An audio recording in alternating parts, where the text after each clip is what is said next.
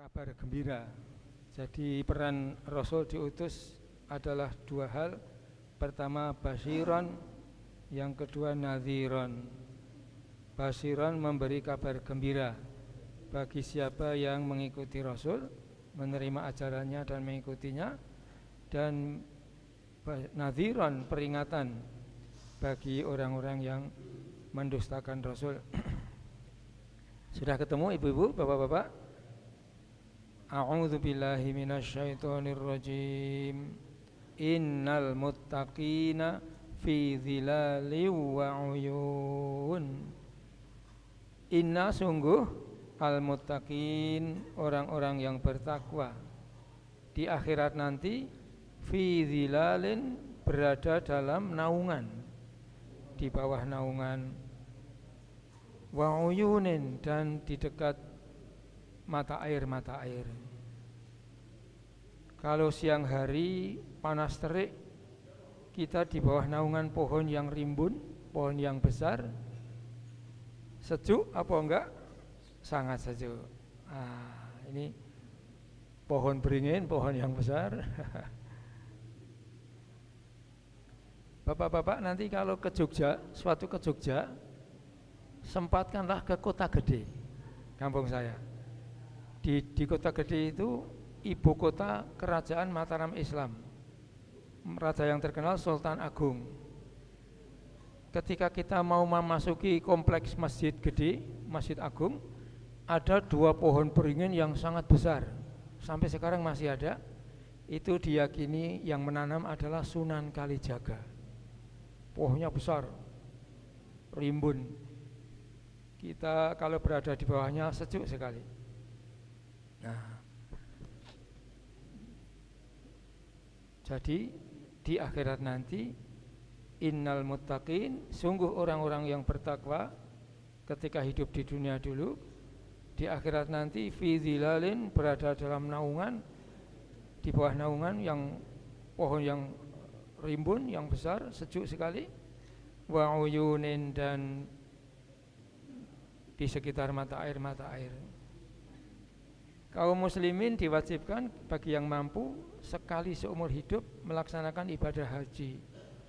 Di kota Mekah yang ada adalah gunung-gunung batu, di luar kota Mekah lautan padang pasir.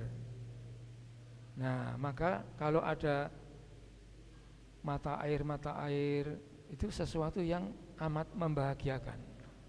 Apalagi di dalam naungan pohon yang besar, rimbun, sejuk. Jadi ini substansinya adalah sesuatu yang amat membahagiakan. Terima kasih. Ayat 42, wa fawakiha, dan buah-buahan surga, mimma dari segala apa saja buah-buahan tadi, yastahun yang mereka sukai, yang mereka inginkan. Ingin buah apa saja ada. Dan di surga itu makan yang sangat lezat, minum yang sangat lezat, tapi tidak ada buang air kecil, tidak ada buang air besar. Masya Allah. Inilah surga. Ayat 43, kulu, makanlah kamu sekalian, washrobu, dan minumlah kamu sekalian, hei orang-orang mutakin di surga, hani'an, dengan rasa yang sangat lezat, sangat nikmat.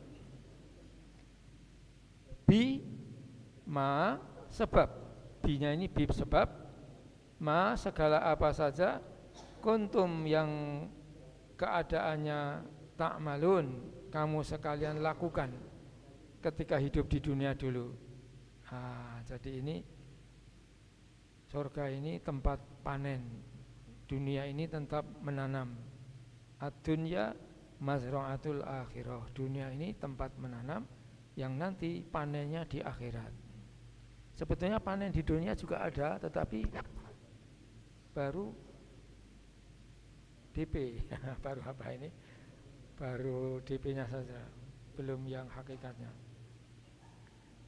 Jadi dikatakan untuk para muttaqin di surga, kulu, makanlah kamu sekalian, washrabu, dan minumlah kamu sekalian, hani'an, hani bima kuntum ta'malun, dengan rasa yang sangat lezat, sangat nikmat, sebab segala apa saja yang kamu lakukan ketika hidup di dunia dulu.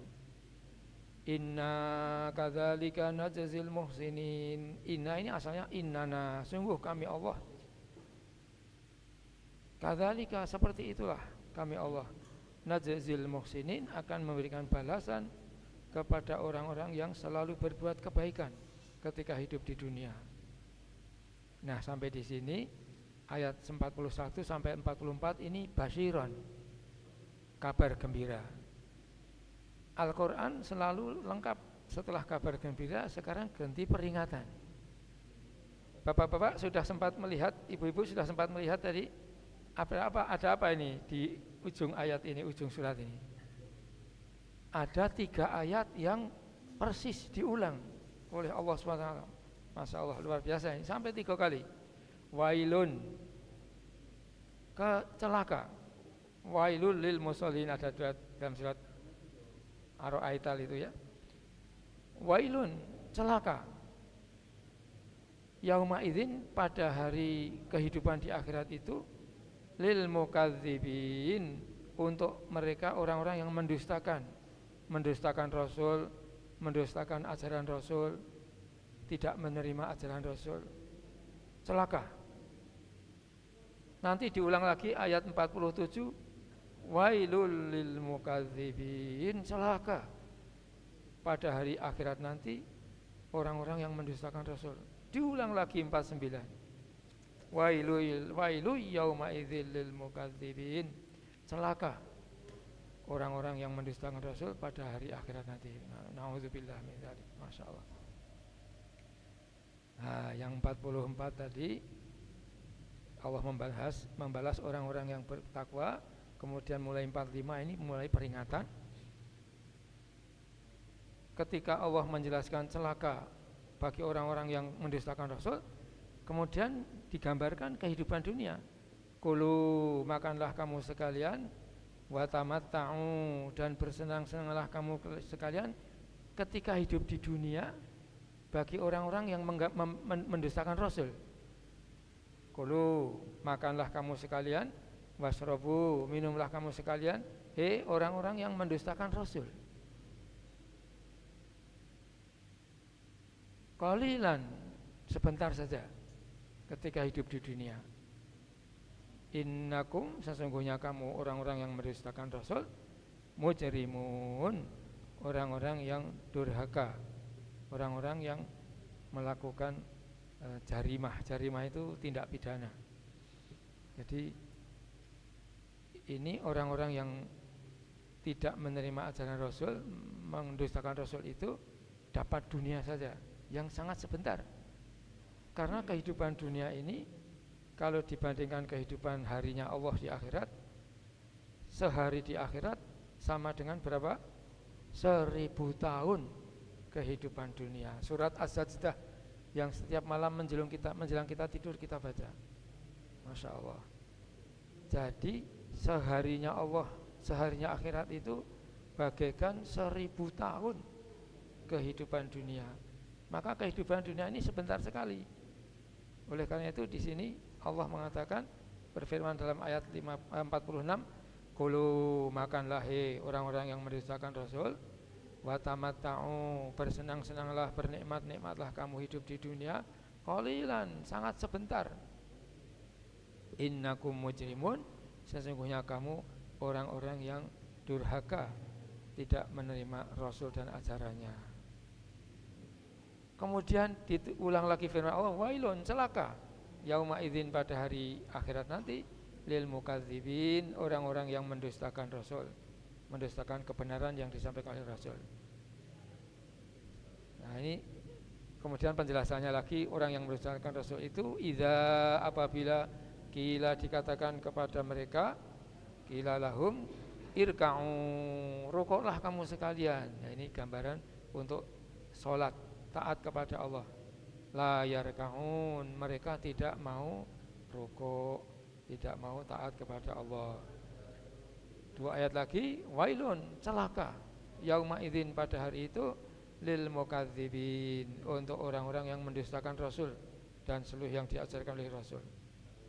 Fabi ayyi, maka ajaran manakah, fabi ayyi maka mana-manakah hadisin, pembahasan ajaran Rasul, ba'dahu sesudah Al-Quran ini, karena Rasulullah Muhammad SAW membawa Al-Quran.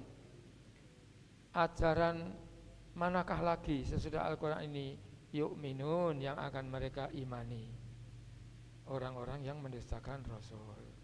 Al-Quran yang luar biasa, mukjizat Rasul yang paling agung, berisi ajaran untuk keselamatan, kesejahteraan hidup dunia akhirat, tidak mereka terima, mereka dustakan. Lalu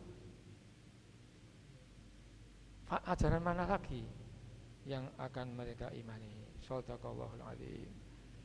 Bapak-bapak, ibu-ibu, ini luar biasa sekali. Ayat 41 sampai 50 ini berupa kabar gembira yang selalu kita pelajari kembali. Innal mutakin, innal mutakin, innal mutakin. Sungguh orang-orang yang beriman dan bertakwa kepada Allah itu di akhirat seperti itu kehidupannya, dan peringatan bagi orang-orang yang tidak menerima. Saya kira sebagai pembuka ini silakan dari dan untuk kita. Agak lama. Assalamualaikum warahmatullahi wabarakatuh. Waalaikumsalam warahmatullahi wabarakatuh. Saya mengangkat satu tema yang kecil aja ya, jadi kecil, hanya itu bisa dikaji dari aspek yang lebih dalam gitu. Tadi Ustadz Burhan telah menjelaskan siapa-siapa yang akan masuk surga itu, kemudian dengan ciri-cirinya. Kemudian yang kedua, yang masuk neraka itu siapa saja. Nah, terus dijelaskan juga tentang bahwa kalau sudah nyebutkan surga, masukkan nyebutkan neraka, surga masukkan, jadi keadaan seimbang. Nah, di sini saya mengangkat 3 poin utama yang patut kita garis bawahi di dalam hidup kita ini. Yang pertama adalah Allah Subhanahu wa taala menyebutkan ya bahwasannya penghuni surga dan penghuni neraka itu dibagi menjadi 2 kategori besar ya. 2 kategori besar. Pertama, penghuni surga disebutkan atas dasar kategori. Itu banyak sekali ya. Jadi orang yang sabar, pintu masuk ini, orang yang sedang sholat ini, berdasarkan kategori. Jadi kategori itu kelompok-kelompok ya. Kriteria. Iya, kriteria. Ya. Yang kedua, sangat banyak juga ya penghuni surga itu. Jadi saya sebutkan penghuni surga itu adalah disebut berdasarkan kategori, tapi banyak juga yang berdasarkan lisan Rasulullah. Misalnya Abu Bakar di surga, Utsman di surga, ini di surga. Terus Nabi juga pernah melihat misalnya yang suka azan itu tiba-tiba sandalnya ada di surga gitu loh, disebut. Ya. Nah, banyak itu. Kemudian yang 70.000 orang ya, itu kategori ya. Jadi individunya banyak, disebut kategorinya banyak ya. Ciri-ciri. Nah, tapi kalau neraka beda. Kalau neraka itu kategorinya yang banyak, tapi individunya, penyebutan individu sedikit. Ya, nah, jadi penyebutan individu itu contohnya yang paling konkret adalah di surat Al-Lahab ya. Abu Lahab dan istrinya itu ayat 1 sampai berapa 5 ya. Nah, itu jelas-jelas Allah menyebutkan bahwasanya Abu Lahab itu di neraka, istrinya di neraka. Nah, disebut. Jadi penyebutan, saya ulangi ya. Penyebutan penghuni surga itu banyak secara kategori, kelompok-kelompok, ciri-cirinya. Ya, ciri-cirinya, kemudian banyak juga secara individu disebut oleh lisan Rasulullah, banyak ya. Nah, itu saya minta nanti Ustaz Ibrahim Sambali menyebutkan ayat-ayat itu bisa itu. Tapi yang saya paham begitu. Tapi kalau surga, neraka kategorinya yang banyak, tapi penyebutan individunya sedikit. Nah, sekarang kita tarik kesimpulan. Apa maksud Allah penyebutan seperti itu? Artinya Allah Subhanahu wa taala mengatakan bahwasannya masuk surga itu atas dasar ridho Dia dan rahmatnya. Itu loh maksudnya ya. Jadi kalau seandainya kita mengerjakan sesuatu atas kategori yang begini, baik surga maupun neraka, nah itu tempatnya di situ gitu loh. Jadi masuk surga atau neraka itu benar-benar masuk surga, terutama masuk surga itu adalah karena rahmat daripada Allah Subhanahu wa taala. Nah, itu satu yang paling penting kita garis bawahi. Terus yang kedua, kalau Quran ini menyebut sesuatu itu sedikit, itu berarti tingkat kepentingan prioritasnya tuh agak kurang gitu loh ya. Itu kita paham. Tapi kalau disebutnya tuh banyak ya, berkali-kali, berulang-ulang kali. Nah, itu Allah menekankan betul bahwa barang itu sangat penting sekali. Niat. Iya, sangat penting sekali diperhatikan. Nah, sekarang kalau kita lihat berapa kali neraka disebut di dalam Al-Quran itu hanya sekitaran 120-an sampai 130. 126 kali disebut secara tunggal neraka ya. 130 di jamak. Jamak itu termasuk nama-nama neraka itu. Banyak. Tapi kalau surga disebut secara tunggal 147. Jadi lebih banyak dia. Kemudian secara jamak 166. Nah, jadi artinya Allah lebih banyak memberikan rahmat ya kepada kita semua. Ini loh disebutkan lebih banyak agar kita ini semakin sadar dan semakin mau mengikuti itu. Kemudian yang kedua, terus yang ketiga, apa yang akan kita tarik pelajaran daripada kategori maupun cara individu dan ridho dan rahmat ini ya. Nah itu, bahwasanya Allah akan memberikan teladan kepada kita, teladan. Jadi dalam spektrum kita hidup ini sangat luas sekali, baik apalagi kalau sekarang globalisasi ini macam-macam ya, begini. Nah, Allah sudah mengasihkan teladan. Nah, teladan itu yang diteladan itu disebut melalui lisan Rasulullah bahwa orang itu di surga, gitu loh ya. Jadi kalau ada orang misalnya rajin sholat duha misalnya, nah itu ada teladannya, oh yang itu masuk surga. Nah kita bisa teladan itu. Kalau kita misalnya rajin misalnya berbuat baik, sehari berbuat baik terus-menerus, nah teladannya misalnya Abu Bakar. Nah itu teladan-teladan itu. Jadi teladan itu yang patut kita garis bawahi. Jadi saya simpulkan, jadi 3 hal yang kita tarik ya atas dasar surga dan neraka ini berdasarkan kategori ya. Nah kategori dan individu itu pertama adalah masuk surga itu murni atas rahmat Allah Subhanahu wa taala. Yang kedua adalah penyebutan surga itu lebih banyak daripada penyebutan neraka di dalam Al-Qur'an. Ini menunjukkan bahwa kita harus lebih banyak meneladani, atau Allah Subhanahu wa taala memberikan kita harapan yang lebih besar dibanding penyiksaan, nah gitu loh. Nah, kira-kira itu ya Ustaz ibaratnya. Terus yang ketiga, kita diminta meneladani orang-orang yang sudah disebut oleh Rasulullah SAW melalui lisannya, bahwa si A di surga, si B di surga, si C di surga. Nah itu tambahan. Jadi 3 poin itu saja. Terima kasih ya. Terima kasih Prof. Edi Armanto, Masya Allah luar biasa sekali. Bapak-bapak, ibu-ibu, tadi sudah dikebet ya poin-poinnya.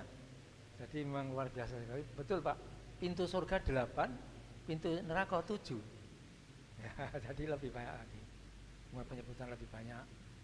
Kemudian bahkan orang-orang yang di surga digambarkan tadi Bilal ya, Rasul mendengar bunyi terumpahnya di surga itu srek. Ya, terus Rasul mengatakan, ada apa ini? Aku sudah mendengar suara terumpah Bilal di surga. Nah, orang masuk surga. Terus ternyata Bilal punya amalan khusus, setiap habis wudhu sholat 2 rakaat, syukur wudhu. Luar biasa itu. Dan itu istiqomah terus setiap habis wudhu sholat 2 rakaat, sholat syukur wudhu atau tuhur, bahwa kita berada dalam keadaan suci. Mungkin Ustadz Ibar bisa menambahkan informasi, atau Profesor. Assalamualaikum warahmatullahi wabarakatuh. Waalaikumsalam. Jadi sudah disampaikan oleh Prof. Edi Armanto ya, tentang ciri-ciri kriteria orang masuk surga ya, itu juga yang masuk neraka. Kemudian juga pintu surga 8 lebih banyak dibanding pintu neraka. Nah pertanyaan ini yang saya sering tanyakan sama mahasiswa ya, Mudahlah masuk surga, apa masuk neraka? apa mudahlah masuk neraka? Nah, silakan Ustaz Dibar. Ya. Mudah mana? Baiklah, assalamualaikum warahmatullahi wabarakatuh. Waalaikumsalam. Kalau kita menitik beratkan ayat tentang masalah surga ini Sudah. di ayat 341, innal muttaqina fi zilalin wa uyun. Kata Allah, sesungguhnya orang-orang yang bertakwa berada dalam naungan pepohonan surga yang teduh dan ada di sekitar mata air, dan gambaran-gambaran surga yang lainnya. Ini menunjukkan bahwasanya gambaran surga itu adalah sesuatu sebagaimana Ustadz Burhan pernah atau sering mengatakan, sesuatu yang tidak pernah terlihat, tidak pernah terdengar, bahkan terbesit di dalam hati. Kalau seandainya kita membayangkan sesuatu yang sangat indah dalam kehidupan kita, misalnya kita tidur di dipan yang paling bagus ditemani oleh bidadari, kemudian kita bayangkan sesuatu yang indah di luar nalar kita, maka sesungguhnya surga itu tidak seperti itu. Surga itu lebih dari apa yang kita bayangkan. Begitupun juga neraka, apabila kita membayangkan suatu kengerian, misalnya berjalan ditumbur mobil, kaki patah, dicetuk ulo, timpo tanggo, mungkin katakanlah seperti itu, Pak. Maka sesungguhnya neraka itu tidak seperti itu. Neraka itu lebih parah dari seperti itu, Pak. Nah, makanya pernah dalam sebuah hadis Rasulullah SAW bersabda, ad-dunya sijnul mu'minin wa jannatul kafirin. Dunia ini adalah surganya bagi orang-orang kafir, dan dunia ini adalah surganya bagi orang kafir dan penjara bagi orang mukmin. Ini menunjukkan sebenarnya apa yang hendak kita raih di surga itu pada hakikatnya dalam pandangan agama itu sangat-sangat mudah dan sangat-sangat murah biayanya dibandingkan biaya atau tiket menuju neraka yang mesti kita ke diskotik, ke tempat-tempat yang haram, harus mengeluarkan duit dan capek-capek. Namun ternyata justru manusia lebih banyak memilih di dunia sekarang ini sepertinya jalan menuju surga yang menjadi harapan mereka. Sesungguhnya dalam sebuah riwayat hadis, Pak, ternyata dalam tingkatan surga itu ada manusia yang menyesal di dalamnya, Pak Haji. Ketika mereka masuk surga, yaitu ahli zikir, mereka menyesal. Kenapa mereka menyesal padahal mereka telah masuk surga? Ketika mereka melihat surga yang berada di atasnya, sambil bergumam dia berkata, seandainya ketika aku hidup di dunia, waktu yang sedikit itu aku gunakan untuk berzikir, maka tempatku bukan di sini, tempatku berada di atas sana. Sambil dia menuju surga yang berada di atasnya. Ini menunjukkan bahwasanya surga itu ada yang menyesal sebagaimana penyesalan yang dilakukan oleh Sya'ban yang hidup di zaman Rasulullah SAW. Mungkin kita sudah pernah mendengar bahwa Sya'ban itu pada saat melaksanakan sholat subuh tidak pernah tinggal, yang berada di pojok, di pinggiran, dengan harapan tidak mau mengganggu sahabat yang lain. Namun ketika suatu saat Rasulullah tidak melihat lagi Sya'ban, sehingga bertanya kepada sahabat, di mana Sya'ban? Sampai akhirnya di antara sahabat mengatakan Sya'ban berada di satu tempat, hingga Rasulullah SAW ingin meminta kepada sahabat untuk menemaninya pergi ke rumah Sya'ban. Nah, mau kasih ya. Lalu setibanya di rumah Sya'ban, mengetok pintu Rasulullah, Assalamualaikum. Yang membuka pintu adalah istrinya. Kemudian ketika Rasulullah bertanya, menceritakan hal yang Sya'ban di mana biasanya sholat subuh berjamaah, namun saat ini Sya'ban tidak datang dalam beberapa hari. Maka istrinya berkata, ya Rasulullah, ternyata Sya'ban sudah meninggal dunia. Terima kasih. Nah, maka dari itu istri dari Sya'ban ini bertanya kepada Rasulullah, ya Rasulullah, ada yang ingin aku ceritakan kepadamu tentang suamiku. Maka Rasulullah berkata, apa yang ingin kau ceritakan? Sebelum wafat, Sya'ban itu seringkali mengucapkan, kenapa tidak lebih jauh, kenapa yang tidak lebih baru, atau tidak, kenapa yang tidak lebih banyak. Rasulullah Shallallahu Alaihi Wasallam memberikan penjelasan gambaran apa yang dilihat oleh Sa'ban sebelum dia wafat, begitupun Rasulullah mampu melihatnya. Ternyata kenapa tidak lebih jauh antara rumah Sa'ban dengan Masjid Nabawi itu jaraknya lebih kurang 3 jam perjalanan, Pak. 3 jam. Itu pada saat itu sahabat ketika Rasulullah Shallallahu Alaihi Wasallam membangun Masjidil Madinah, kemudian tempat tinggal beliau, itu para sahabat hampir rata-rata ingin mendekati tempat sholat Nabi agar tidak terlalu jauh, tapi justru Sa'ban memilih tempat yang jauh. Maka dari itu ketika perjalanan 3 jam itu, maka Allah perlihatkan kepada Sa'ban tentang langkah kaki yang dilakukan oleh Sa'ban ini, sebagaimana sabda Rasulullah, man salaka tariqan ilal ilmi salakallahu bihi tariqan ilal jannah. Barang siapa yang berjalan menuju satu keperluan ilmu, belajar di majlis Rasulullah, maka niscaya Allah Subhanahu wa taala mengiringi langkahnya menuju surga. Nah, maka dari itu perkataan Sa'ban, kenapa tidak terlalu jauh? 3 jam perjalanan itu terlalu dekat bagi Sa'ban. Kemudian kenapa tidak lebih baru? Sa'ban itu selalu memakai pakaian 2 lapis, Pak. Karena di perjalanan seringkali ada debu dan lain sebagainya, termasuk udara dingin. Maka Sa'ban memakai pakaian baru, nanti ketika ke masjid beliau membuka pakaian luar dia.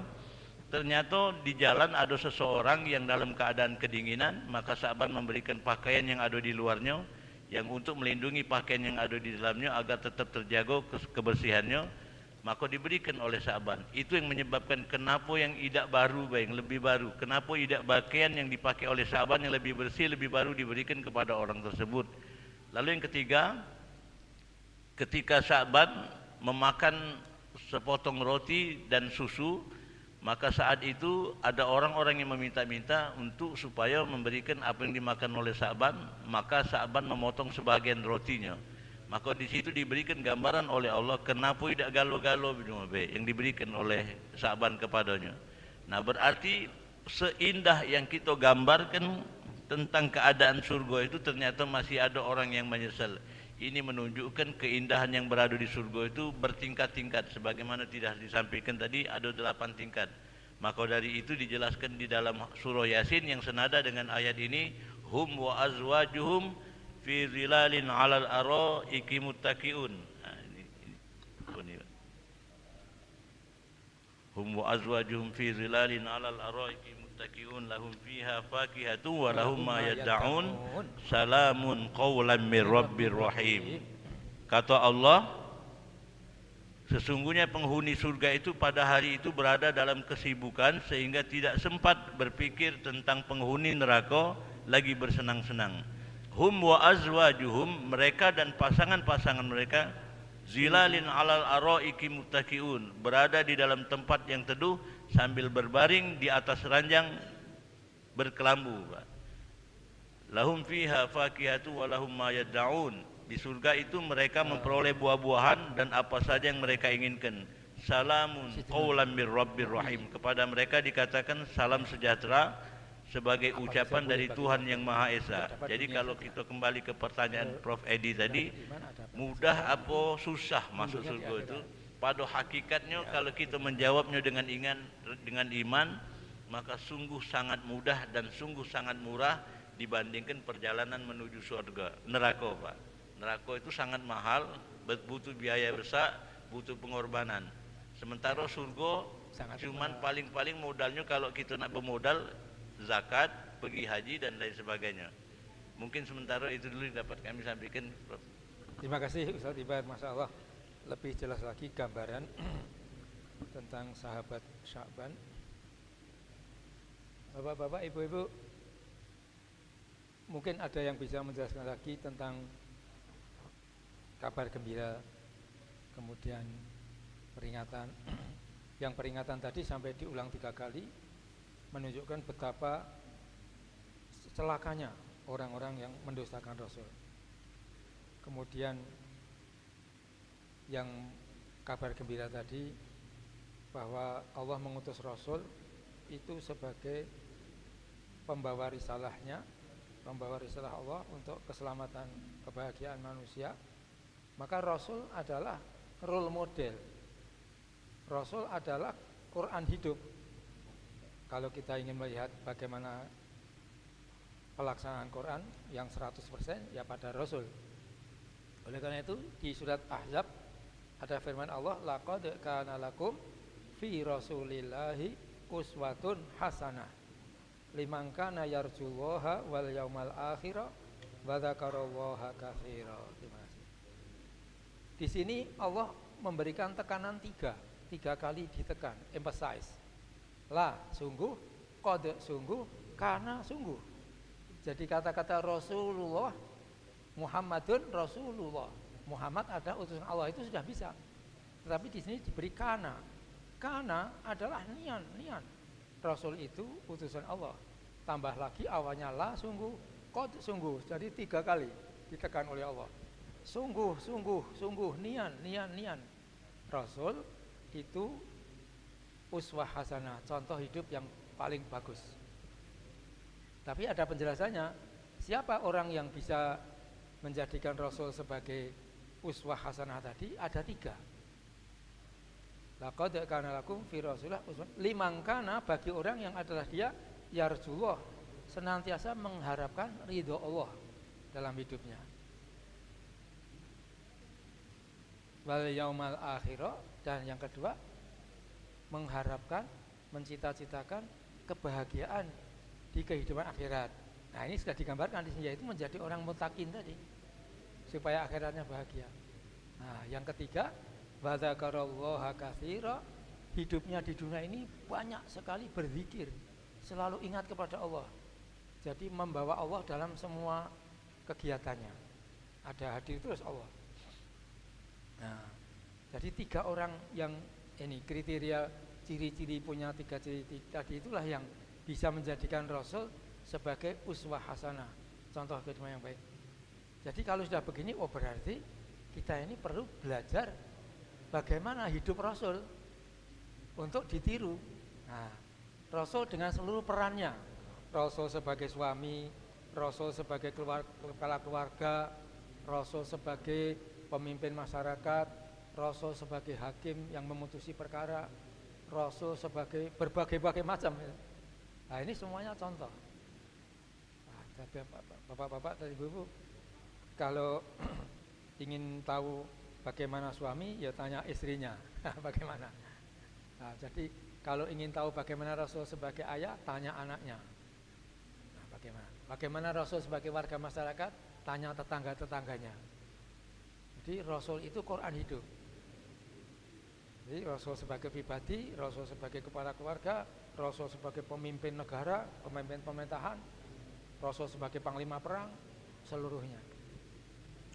Nah, jadi betul-betul kalau begitu harus dipelajari, kemudian kita usahakan untuk mengikuti sunnah-sunnahnya. Nah, mungkin ada penjelasan yang bisa ditambahkan, Ustadz Ambalil? Oh iya, silakan, ada ibu pakai mic untuk masuk YouTube.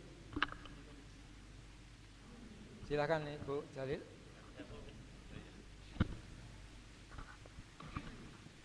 Terima kasih Ustadz waktu yang telah diberikan. Bismillahirrahmanirrahim. Ustadz, kalau tidak salah tadi saya dengar bahwa masuk surga itu mudah. Terus mudahnya itu syaratnya untuk masuk surga itu apa Ustadz? Ya. Kalau saya pikir kok kayaknya agak susah ya. Karena sholat harus dijalankan, sedekah, menahan hawa nafsu, dan macam-macam. Nah sekarang yang saya tanyakan Ustadz, mudahnya itu syaratnya apa untuk masuk surga? Terima kasih. Assalamualaikum warahmatullahi wabarakatuh. Waalaikumsalam. Terima kasih, pertanyaan yang sangat bagus untuk kita semua. Syaratnya hanya satu, menjadi orang takwa. Ini hanya satu, mudah toh? Hanya satu saja, enggak banyak. Maka disebutkan innal muttaqin, sungguh orang-orang yang bertakwa itu di surga, fi dhilalin, dalam naungan yang sangat teduh, wa uyun, dan mata air. Nah, syaratnya menjadi orang yang bertakwa. Makanya setiap Jumat khotib itu mesti mengajak kita meningkatkan takwa. Nah, takwa itu apa? Takwa itu dari akar kata waqo, yaqi, wiqayah. Artinya apa? Mengelola diri kita ini supaya apa saja yang kita lakukan, kapan saja kita mendapatkan ridho Allah. Nah, makanya khotib-khotib mengatakan supaya kita mendapatkan ridho Allah, caranya bagaimana? Jalankan seluruh perintah Allah, jauhi seluruh larangan Allah. Nah, perintah Allah dan larangan Allah ada di mana? Dalam ajaran Rasul, ya Quran inilah, ya hadis-hadis Nabi, kemudian kita jalankan. Nah, perbuatan manusia itu ada dua, perbuatan yang lahir, kelihatan, dan perbuatan yang batin, yang tidak kelihatan. Yang lahir itu ya seperti kita duduk di sini, datang ke masjid, ini lahir. Nah, yang enggak kelihatan itu hati. Makanya Allah tidak melihat fisik manusia. Allah tidak melihat apakah kurus, apa gemuk, apa tinggi, apa besar. Nah, berduit apa tidak, pakai kopiah apa enggak dilihat. Tapi yang dilihat itu hati dan amalnya. Allah melihat hati dan amalnya. Jadi bagaimana kalau begitu? Ya kalau gitu ngelola hati, ngelola amal supaya mendapatkan ridho Allah. Bagaimana hati yang baik? Hati yang baik itu supaya pertama ikhlas. Sudah kita bahas di sini berhari-hari. Yang kita lakukan supaya ikhlas murni untuk Allah. Tapi kalau kita beramal untuk kebahagiaan akhirat, ya masih termasuk ikhlas. Sudah dibahas kemarin bersama Ustaz Nur. Nah, kemudian yang kedua, hati yang bersih, hati yang selalu bersangka baik dengan orang, hati yang tidak ada suudzon, hati yang tidak ada iri dengki. Nah, ini mengelola hati. Nah, inilah Bapak-bapak, Ibu-ibu, karena nanti hati akan melahirkan amal yang kelihatan. Perkataan kita itu perwujudan dari hati. Kemudian yang kita lakukan juga, apakah kita menolong orang, apa mendolimi orang. Nah, jadi jawabnya hanya satu, tapi kalau diurai ternyata panjang ya. Jadi tadi hanya satu, jadi orang takwa, Bu. Nah, mungkin ada yang bisa menambahkan? Tanya Ustaz. Ya, Ibu ada? Tanya dikit lagi. Bu Hambali, silakan. Terima kasih. Bismillahirrahmanirrahim. Assalamualaikum warahmatullahi wabarakatuh. Memang beberapa hari ini sangat menarik sekali pembicaraan kita beberapa hari ini tentang surga dan neraka. Ya, menurut saya tadi beberapa ustadz sudah menjelaskan masuk surga neraka itu mana yang mudah. Mudah masuk neraka atau mudah masuk surga. Ya, kalau saya pikir apakah semudah itu kita masuk neraka, apakah semudah itu kita masuk surga? Ya, tentunya ini ada penilaian. Nah, penilaian itu ada kriteria-kriterianya bagi Allah untuk umatnya. Yang paling utama kita ini kan dari dilahirkan sampai yaumil akhir, penghabisan napas, tentu kita setiap hari ada pencatat di kiri kanan bahu kita ini. Raqib atid. Nah, malaikat raqib dan atid. Apakah dia terlupa atau terlena? Sekecil apapun dosa yang kita perbuat atau sekecil apapun pahala yang kita perbuat. Nah, itulah yang akan menilai kita masuk surga atau ke neraka. Nah, menurut kami, apakah semudah itu? Baik dikit, bagus dikit, ya, sholat dikit, katanya takwa, beriman dan bertakwa, sedekah, apakah cul masuk surga? Ya, saya rasa tidak seperti itu. Tentu Allah akan menilai hati kita dulu, kolbu kita. Yang paling dalam kolbu kita ini terhadap manusia di lingkungan kita. Yang paling utama menurut saya lingkungan rumah tangga. Lingkungan keluarga dulu. Bagaimana tingkah kita terhadap suami, terhadap anak, terhadap istri. Nah, itu semuanya tentu mempunyai amal-amalan, ada hitungannya. Apakah kita kasar, apakah kita baik, apakah kita menghormati dan menghargai. Lain lagi kita dengan masyarakat dan lingkungan kita di sekitarnya, seperti suudzon, ya, iri dan dengki dan sebagainya. Nah, itu semuanya pasti ada penilaian. Nah, yang mana yang dikatakan mudah sekali dikatakan masuk surga itu? Berbuat baik sudah, sedekah sudah, sholat, tumak ninah nian, ya.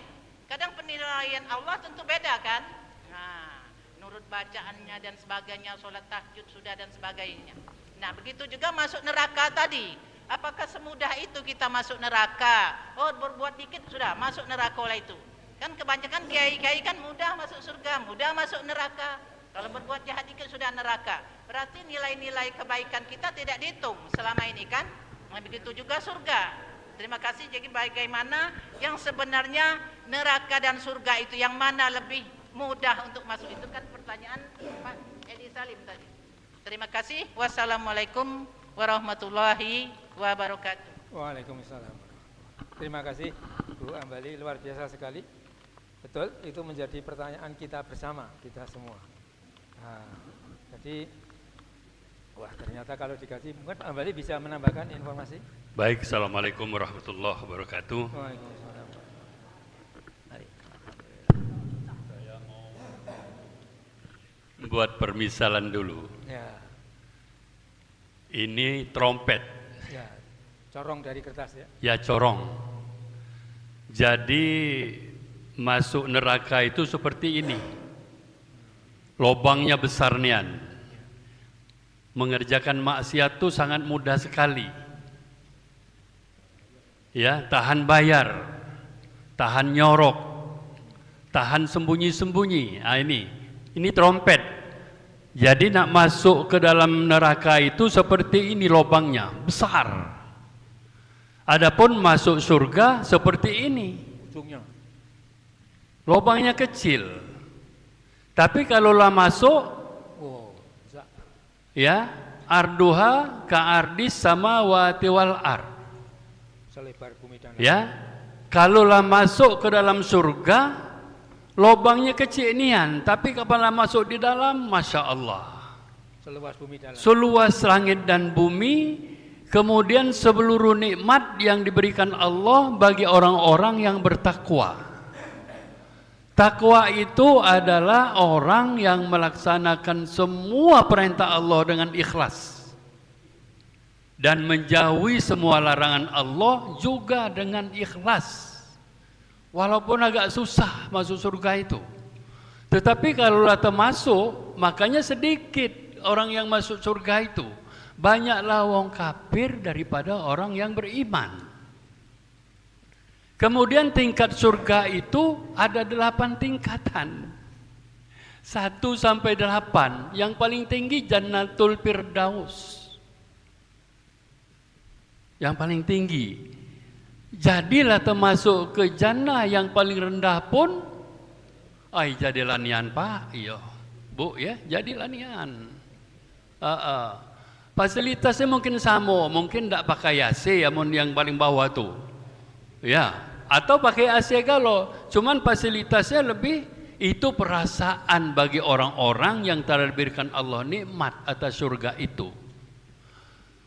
Sebab di dalam doa kita itu, Allahumma maghfiratuka awsa'u min zunubina. Ya Allah, ampunanmu adalah lebih luas daripada dosa-dosa yang kami lakukan. Dan kami mengharapkan semua itu. Jadi, pengampunan Allah itu lebih luas dibandingkan dengan dosa-dosa kita. Itu perbandingannya apa? Rahmat Allah yang diberikan kepada orang-orang yang telah beriman. Nah, bagi orang-orang yang masuk neraka tadi, ini tadi bandingannya.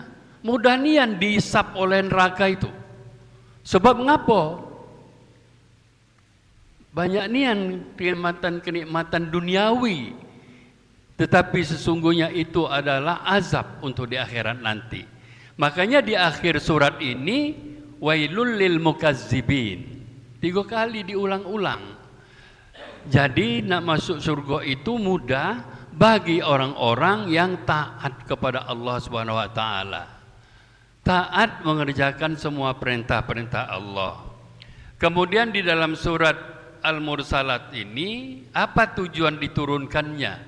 Kita baca dari ayat 1 sampai ayat 50. Kita bisa bandingkan seberapa besar nikmat yang diberikan Allah dengan azab yang akan ditimpakan oleh Allah. Di awalnya diceritakan azab, yang akhirnya diceritakan nikmat dengan segala kenikmatan yang tidak terbayangkan sebelumnya, tidak terbayangkan di dalam hati, tidak terbetik di dalam hati, tidak terbayang di dalam pandangan kita. Surga yang telah diberikan Allah. Apa tujuannya surat Al-Mursalat ini diturunkan adalah untuk menjelaskan. Allah menjelaskan kepada kita tentang akhir perjalanan hidup manusia di muka bumi ini. Dengan memberikan ganjaran bagi orang yang bersyukur dengan segala nikmatan surga dan memberikan azab kepada orang-orang yang kufur, yang tidak mentaati segala perintah-perintah Allah Subhanahu wa taala. Inilah gambaran yang dapat saya sampaikan, Prof. Masuk surga paling mudah bagi orang-orang yang beriman, dan masuk neraka itu juga paling mudah bagi orang-orang yang senantiasa melanggar perintah Allah. Wallahul muwaffiq ila aqwamit thariq. Wassalamualaikum warahmatullahi wabarakatuh. Waalaikumsalam. Terima kasih. Ya, ada yang menambahkan? Terima kasih Pak Haji Hambali.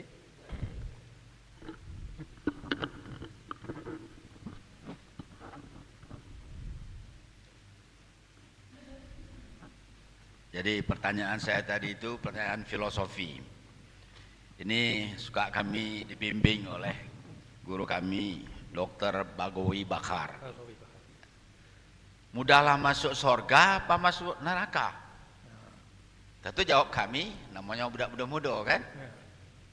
Mudahlah masuk neraka, susah masuk surga tuh. Banyak amalan-amalan. Termasuk AI saya tanya nih Pak Edi. Dia jawab, mudahlah masuk neraka daripada masuk surga. Enggak, kata guru saya. Mudah masuk surga itu. Senyum saja itu sudah tiket masuk surga. Gampang. Nah itu. Nah, Pak Sadli. Senyum, tahu lemak juga mukanya tuh. Tiket masuk surga. Mudah. Tadi juga Ustaz bilang kan.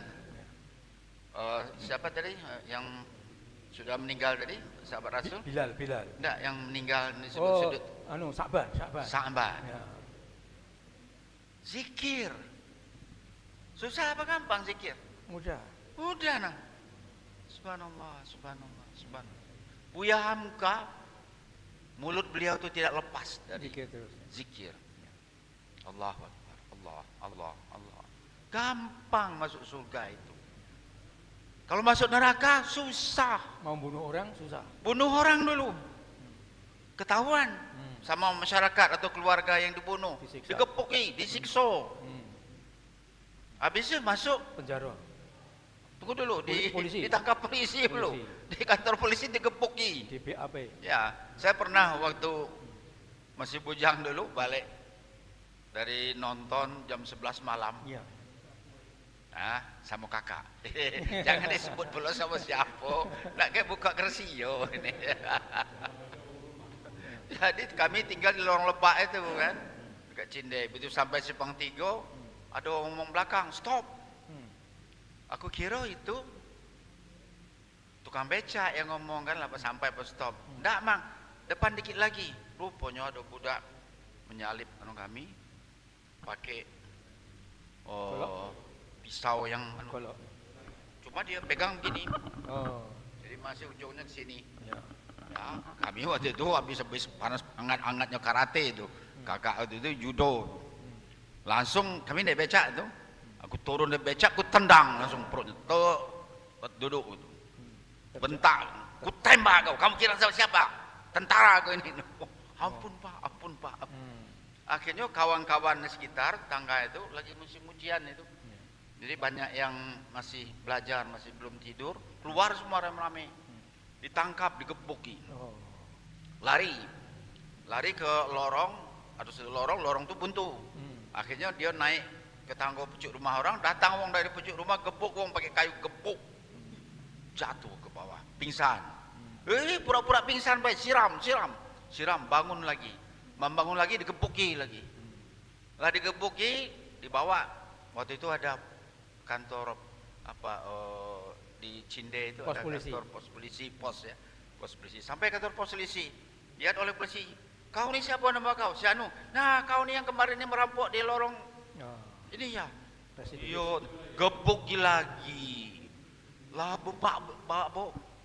bapak belur dia itu nak. Kaget masuk penjara. Di penjara kalau rai-rai bagus-bagus itu sodomi wong. Saro masuk situ. Ya. Kaget baru masuk, mati masuk Neraka. neraka. Jadi susah masuk neraka itu. Tapi kalau masuk surga Mudah. mudah. Nah, itulah filosofi dari Pak Pegawai Bahar itu. Jadi termasuklah kita ini. Apa salahnya kita habis subuh tidak usah balik dulu langsung Tadarus. apa Tadabur. tadarus, tadabur. Nikmat pula dapat. Dapat. Cepul pula, ya. Dapat kopi pula. Jadi enak, gampang masuk surga. Nah, ini filosofi. Terima kasih. Assalamualaikum warahmatullahi wabarakatuh. Terima kasih. Ya. Jadi kita ini Pak, majelis ini tidak perlu nak paham, tidak perlu nak dapat ilmu, hadir baik di sini Hadir. sambil ngantuk-ngantuk pulo, masih dapat pahala, dapat kopi, kue banyak pagi ini bisanya.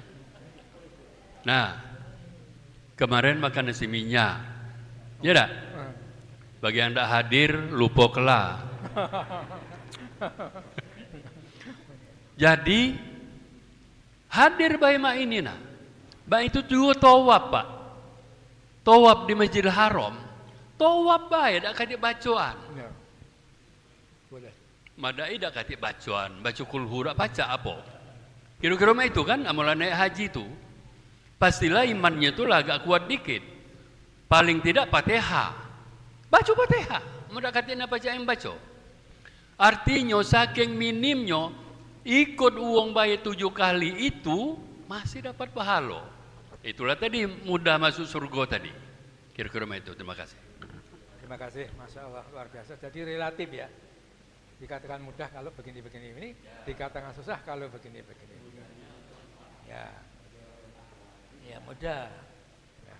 Jadi terus tinggal pilihan manusia, mau ikut yang ahli surga, apa ikut yang mendurhakai Rasul. Bagus Pak. Banyak kita ngomong ke masalah surga ini supaya kita ini lebih semangat lagi. Termotivasi. Kemudian lebih takut untuk berbuat yang melanggar.